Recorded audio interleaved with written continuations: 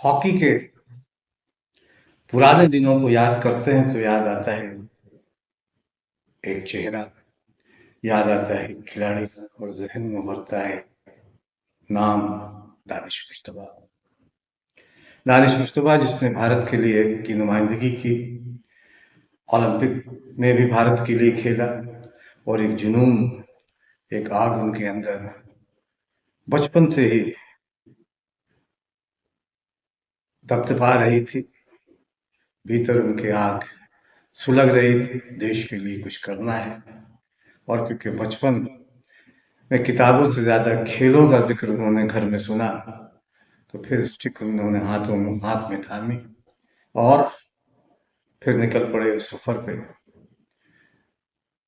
जहां भारत की नुमाइंदगी करना उन्होंने अपना लक्ष्य बना लिया था। हॉकी के पुराने दिनों को याद करने से करने से पहले एक गुजारिश, एक निवेदन है कि अगर अभी तक आपने बादब बामुलाजा को सब्सक्राइब नहीं किया तो इसे सब्सक्राइब कीजिए, लाइक कीजिए और ज़्यादा से ज़्यादा शेयर कीजिए, ताकि हॉकी से जुड़ी बातें, किस्से, रिकॉर्ड्स, कहानियां आप तक ज़्यादा से ज़्यादा पहुंचे। और बेल आइकन जरूर दबा दें, इससे हमारे किसी भी नए वीडियो की जानकारी आपको फौरन मिलेगी। और अगर फेसबुक पर हमारा ये वीडियो देख रहे हैं तो हमारे फेसबुक पेज को लाइक करें, फॉलो करें और शेयर करें। बातों को जाननी है, समझनी है तो वीडियो को पूरा वीडियो जरूर देखें। इलाहाबाद की गलियों से एक लड़का, आदाब नमस्कार, मैं नजर मांगेंगे। इलाहाबाद के गलियों से एक लड़का निकला जिसने बचपन में ये स्टिक थाम ली थी और उसका एक ही लक्ष्य था, भारत खेलना। उस लड़के का नाम था दानिश मुश्तबा। रास्ता कठिन था, संघर्ष भरा था, कोई आसान रास्ता नहीं था।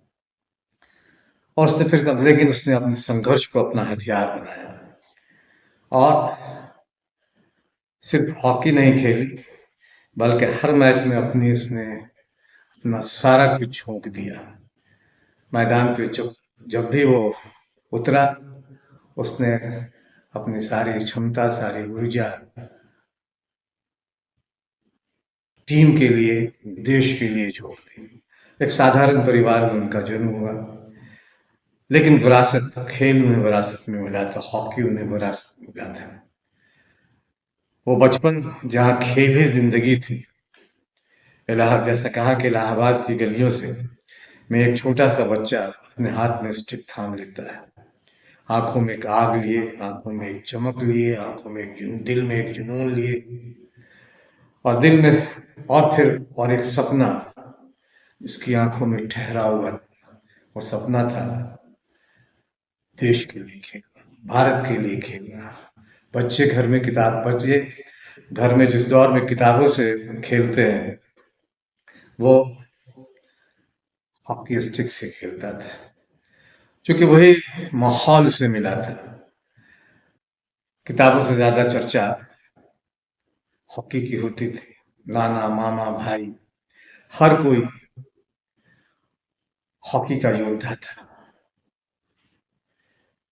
और ये कोई साधारण परिवार नहीं था, ये हॉकी एक परिवार था, हॉकी का परिवार था, जो हॉकी एक विरासत थी जहां, और इस विरासत को आगे बढ़ाने के में का जिम्मा उठाया, आगे बढ़ाने के लिए फिर एक लड़का निकला उसी घर से। उस लड़के का नाम दानिश मुश्तबा था। एक 11 साल के बच्चे ने खुद को संघर्ष की राह पे झोंक दिया। किताब हाथ से छूटे जरूर, लेकिन स्टिक उनके हाथों में था। उस दौर में जब दूसरे बच्चे खेल को सिर्फ शौक समझते थे, खेल को मनोरंजन का जरिया है, टाइम पास समझते थे, दानिश ने उसे अपना धर्म मान लिया। और धीरे धीरे जोश, जज्बा, जुनून और जो आग थी वो और भी लपलपाने लगी। 1988 20 दिसंबर को दानिश का जन्म भारत के पेशेवर फील्ड हॉकी खिलाड़ी जो मुख्य तौर रूप से मिडफील्डर थे, मिडफील्ड में वो खेलते थे, उनके यहाँ हुआ। 2009 में भारतीय राष्ट्रीय टीम के लिए उसने जगह बनाई, दानिश ने, और लंबे समय तक टीम के महत्वपूर्ण खिलाड़ी बने रहे। इलाहाबाद की गलियों से निकलकर उन्होंने देश के लिए खेला। अगर शुरुआती जीवन की बात की जाए, शुरुआती जिंदगी की बात की जाए, तो दानिश ऐसे परिवार से आते हैं जहां हॉकी की गहरी परंपरा रही, गहरी समझ रही, वहां एक तपस्या थी। उनके नाना इदरीस अहमद भारत के लिए खेल चुके थे और दिग्गज खिलाड़ियों के साथ उन्होंने खेला था। उनके मामा आतिक इदरीस ने भी भारतीय टीम से जुड़े रहे। उनके पिता गुलाम मुस्तफा राज्य स्तर के खिलाड़ी थे और जैसा कहा कि वो मिडफील्डर थे। उनके बड़े भाई हमजा मुमताज भारत के उनके बड़े भाई हमजा मुमताज भी भारत की नुमाइंदगी कर चुके थे। सिर्फ 11 साल की उम्र में उसके उसके मामा ने, यानी दानिश मुस्तफा के मामा ने, उन्हें हॉकी से परिचित करवाया, उनके हाथ में हॉकी की स्टिक थमाई। परिवार के माहौल और खेल, खासकर हॉकी के जुनून ने उन्हें इस दिशा में और आगे बढ़ाया। उन्होंने लखनऊ के गुरु गोविंद सिंह स्पोर्ट्स कॉलेज से खेल की शुरुआती ट्रेनिंग ली। बाद में जामिया मिलिया इस्लामिया दिल्ली में से, हालांकि हिंदी में, उन्होंने ग्रेजुएशन भी किया।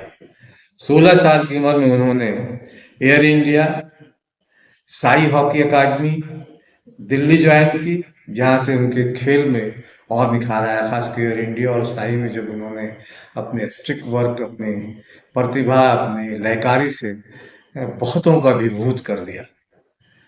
उन्हें ऑस्ट्रेलिया इंस्टीट्यूट ऑफ स्पोर्ट्स में भी प्रशिक्षण का मौका मिला। अंतर्राष्ट्रीय कैरियर पर अगर नजर डालें तो 2009 में कनाडा के खिलाफ टेस्ट सीरीज में दानिश मुस्तफा को सीनियर टीम में शामिल किया गया। 2010 के हॉकी विश्व कप जो नई दिल्ली में जिसका आयोजन हुआ था, उसमें उन्होंने हिस्सा लिया। इत्तेफाक ये उस मैच को जनसत्ता की, जब जनसत्ता में था मैं, तो उस मैच को मैंने जनसत्ता के लिए, उस विश्व कप 2010 दिल्ली विश्व कप को मैंने भी कवर किया था और दानिश मुस्तफा की कलाकारी का कायल हुआ था। हालांकि भारतीय टीम उसमें बहुत ज़्यादा बेहतर नहीं कर सकी थी जैसी कि उम्मीद थी, लेकिन फिर भी दानिश मुस्तफा ने अपनी कलाकारी, अपने लयकारी, अपने स्ट्रिक वर्क से बहुतों को प्रभावित किया था। 2012 लंदन के ओलंपिक में भारत की नुमाइंदगी की। हालांकि भारत 12वें स्थान पर रहा। फिर रियो ओलंपिक, 4 साल बाद रियो ओलंपिक में भी उन्होंने 2016 में दानिश मुस्तफा भारतीय टीम के सदस्य थे। भारतीय टीम तब 8वें स्थान पर रही थी। दानिश मुस्तफा ने भारत के लिए करीब 150 अंतर्राष्ट्रीय मुकाबले खेले और 25 प्लस से ज्यादा गोल किए। उनकी प्रमुख उपलब्धियां 2014 एशियाई खेलों में स्वर्ण पदक भारत ने जीता, उस टीम के वो सदस्य थे। 2010 और 2014 कॉमनवेल्थ खेलों के वो में भारतीय टीम के वो सदस्य थे। भारतीय टीम ने तब रजत पदक जीता था। 2016 चैंपियंस ट्रॉफी भारतीय टीम ने हिस्सा लिया। भारतीय टीम चैंपियंस ट्रॉफी में खेली थी। चैंपियंस ट्रॉफी में भी भारत ने रजत पदक जीता था। 2015 हॉकी वर्ल्ड लीग फाइनल के मुकाबले में भारतीय टीम की नुमाइंदगी दानिश मुस्तफा ने की और भारत कांस्य पदक जीतने में कामयाब रहा था। 2011 एशियन चैंपियंस ट्रॉफी में स्वर्ण पदक जीता था भारत ने और दानिश मुस्तफा उस टीम के भी सदस्य थे। 2013 में Sultan Azlan Shah cup hockey, जो कि मलेशिया में होता है, जिसका आयोजन मलेशिया में करता रहा है, मलेशिया हॉकी संघ करता रहा है, उसमें 2013 में दानिश मुस्तफा भारतीय टीम के कप्तान रहे उन्होंने मिडफील्ड में टीम को बहुत मिडफील्डर थे, पिता की तरह ही मिडफील्डर थे। उन्होंने टीम में को संतुलन बनाने में बहुत बड़ी भूमिका अदा की। घरेलू अगर हॉकी में उनके घरेलू प्रदर्शन की बात की तो चेन्नई चीता लीग की बात करें, चूंकि लीग के मुकाबले भी हुए तो वो चेन्नई चीता वर्ल्ड सीरीज हॉकी के वो सदस्य रहे। दिल्ली वेव राइडर्स टीम यानी हॉकी भारत में भी आईपीएल की तरह एक हॉकी लीग भी हुआ था, जिसमें कई राज्य यानी इस तरह से आई नीलामी के बाद टीम खिलाड़ियों की खरीदारी हुई थी और कई शहरों के नाम पे टीम बनाए गए थे, जिसमें चेन्नई चीता, दिल्ली वेव राइडर्स के भी वो सदस्य रहे। दिल्ली वेव राइडर्स में हॉकी इंडिया लीग में वो रहे। फिर दबंग मुंबई हॉकी इंडिया लीग में दबंग मुंबई के वो सदस्य रहे। इन तमाम इन लीगों में उन्होंने शानदार प्रदर्शन किया और शानदार प्रदर्शन में मिडफील्ड में दर्शनीय प्रदर्शन कहा जा सकता है। 2016 में उन्होंने उनकी शादी हुई। पेशेवर जीवन की बात की जाए तो 2011 से उत्तर प्रदेश वो पावर कॉरपोरेशन में उनकी नौकरी भी की। नौकरी करते हुए उन्होंने हॉकी लगातार खेलते रहे।